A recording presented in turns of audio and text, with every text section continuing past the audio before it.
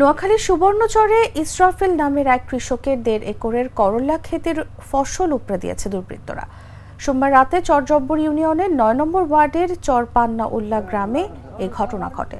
ইসরাফিল ওই গ্রামের রহিদুল ইসলামের ছেলে। কৃষক ইসরাফিল বলেন, মঙ্গলবার সকালে খেতে গিয়ে দেখি একটি গাছও জীবিত নেই।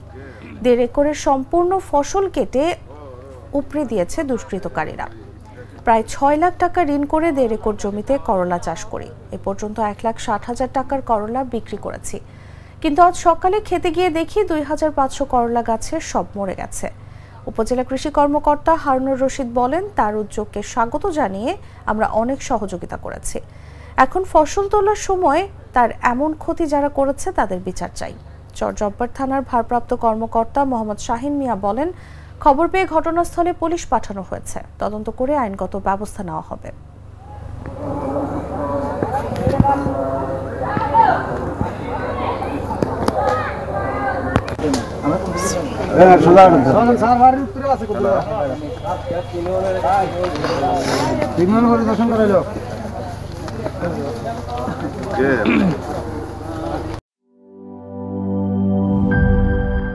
র্যাকটা তো অনেক সুন্দর।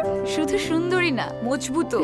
আরে ভাবি, আরএফএল র্যাক হচ্ছে একদম হাজবেন্ডের মতন। সুন্দর আর মজবুত না হলে কি এতদিন থেকে? ইতালিয়ান প্রযুক্তির ভার্জিন হোমো এবং কোপলিমারের ব্যালেন্স মিক্সিং এ তৈরি হয় আরএফএল র্যাক। আর UV stabilized colour master batch RFL র্যাককে রাখে দীর্ঘদিন উজ্জ্বল। আরএফএল র্যাক, গুছিয়ে রাখুন আপনার ঘর।